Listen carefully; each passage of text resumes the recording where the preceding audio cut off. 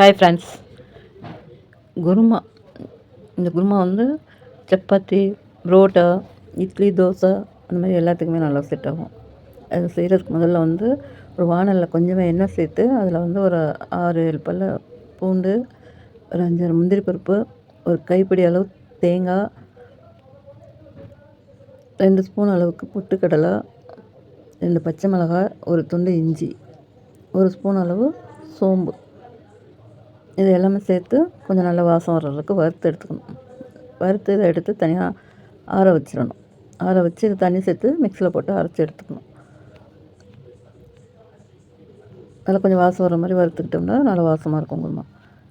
அதே வானலில் கொஞ்சமாக எண்ணெய் சேர்த்து 2 பெரிய வெங்காயம், இது வந்து ஒரு 6-7 பேர் சாப்பிட்லாம் அளவு, அந்த அளவுக்கு.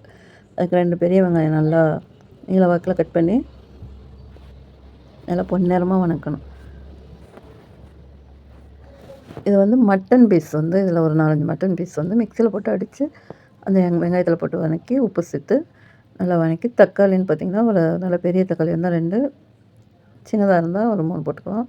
ஒரு கைப்பிடி அளவு கொத்தமல்லி, புதினா, பிரிஞ்சில் 1, கரம் மசாலா 1 ஸ்பூன், மிளகாய்த்தூள் வந்து 1/2 ஸ்பூன்.